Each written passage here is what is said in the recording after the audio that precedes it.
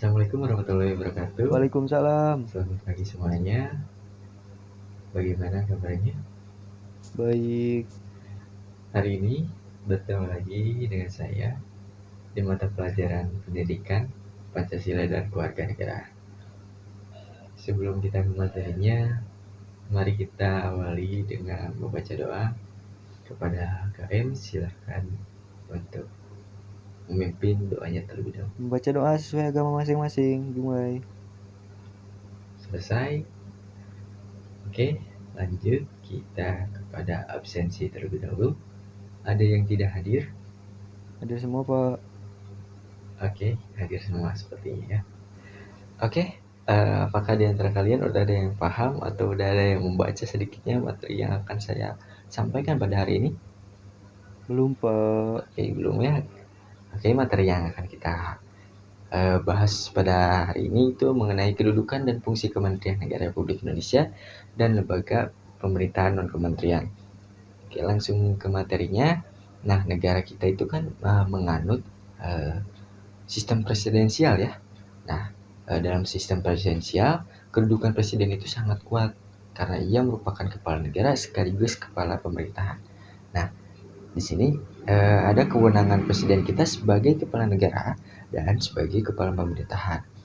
Nah, yang pertama itu ada kewenangan presiden sebagai kepala negara. Nah, yang pertama itu memegang kekuasaan tertinggi atas angkatan darat, laut, dan angkatan udara. Tertera pada pasal 10. Nah, yang kedua ada menyatakan perang, membuat perjanjian, dan membuat perdamaian sesuai dengan persetujuan DPR. Nah, tertera pada pasal 11 ayat 1. Nah, yang selanjutnya ada kewenangan presiden sebagai kepala pemerintahan. Nah, di sini saya mencantumkan 3 poin saja. Yang pertama itu memegang kekuasaan pemerintahan pada pasal 4 ayat 1. Nah, yang kedua mengajukan rancangan undang-undang kepada DPR pada pasal 5 ayat 1. Nah, yang ketiga itu ada menerapkan peraturan pemerintah pada pasal 5 ayat 1.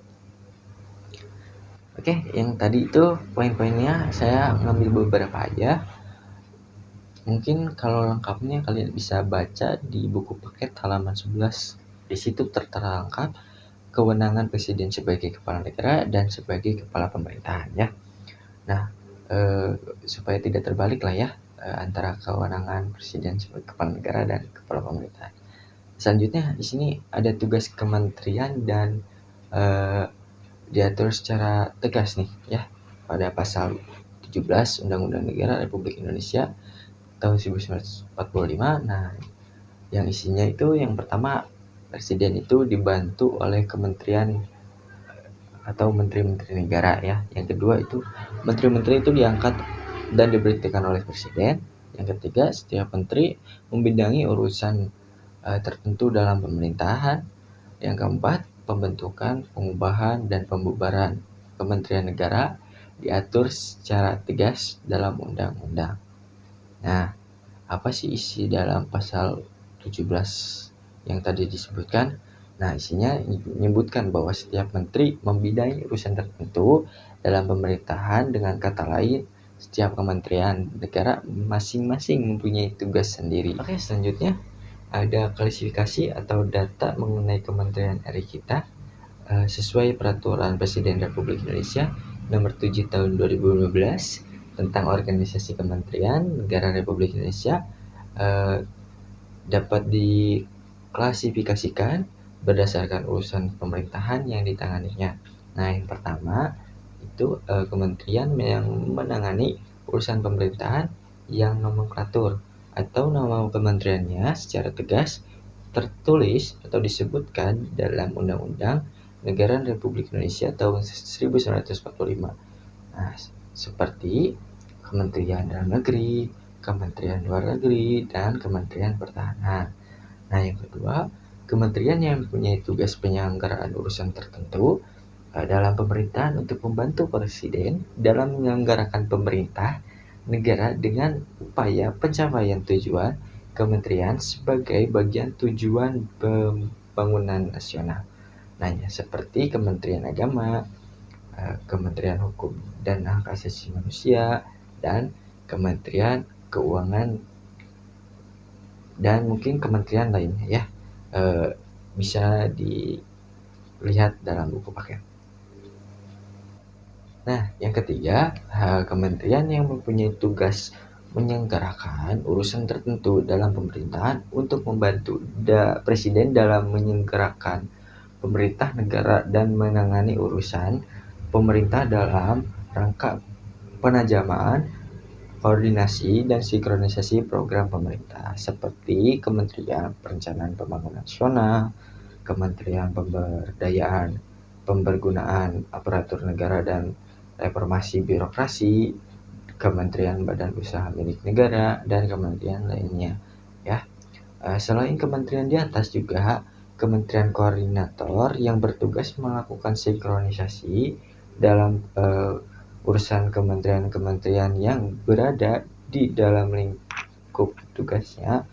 Yang pertama itu ada Kementerian Koordinasi Bidang Politik, Hukum, dan Keamanan. Nah, yang seperti Kementerian Dalam Negeri dan HAM. Dan selanjutnya Kementerian Koordinator Bidang Perekonomian seperti Keuangan dan Ketenagakerjaan. Nah, yang selanjutnya Kementerian Koordinator Bidang Pembangunan Manusia dan Kebudayaan seperti Kementerian Keagamaan dan Kementerian Pendidikan Kebudayaan. Nah, dan yang terakhir Kementerian Koordinator Bidang Kemaritiman seperti Kelautan dan Pariwisata. Nah, materi selanjutnya itu adalah materi terakhir, ada lembaga non kementerian. Nah, selain kita memiliki kementerian, kita juga memiliki lembaga non kementerian atau disingkatnya LPNK. Yang dahulunya bernama Lembaga Pemerintahan Non-Departemen. Nah, lembaga non-departemen ini berada di bawah langsung presiden, ya, bertanggung jawab langsung kepada presiden dan atau pejabat setingkatnya yang terkait ya. Nah, keberadaan LPNK ini juga tertera dalam Peraturan Presiden Nomor 103 Tahun 2001 tentang kedudukan, tugas, fungsi, kewenangan, susunan, organisasi, dan tata lembaga kerja pemerintahan non-departemen. Apa aja sih badan atau lembaga yang tercantum mungkin masuk ke dalam lembaga non-departemen? Yang pertama itu ada BIN atau Badan Intelijen Negara ya. Yang kedua ada Badan Kependudukan dan Keluarga Berencana Nasional atau BKKBN. Yang ketiga ada Basarnas atau Badan SAR Nasional. Yang keempat ada BPOM atau Badan Pengawasan Obat dan Makanan. Yang kelima ada BMKG atau Badan Meteorologi, Klimatologi, dan Geofisika. Nah, penjelasan kita nih sampai di sini aja ya.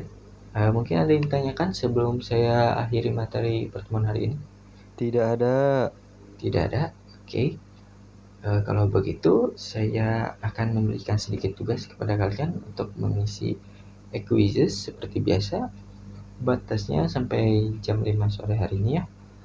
Mungkin hanya itu yang saya sampaikan hari ini.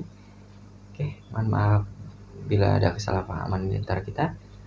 Kita akhiri ya dengan bacaan hamdalah. Alhamdulillahirabbil alamin. Oke, wassalamualaikum warahmatullahi wabarakatuh. Sampai ketemu kalian minggu depan ya.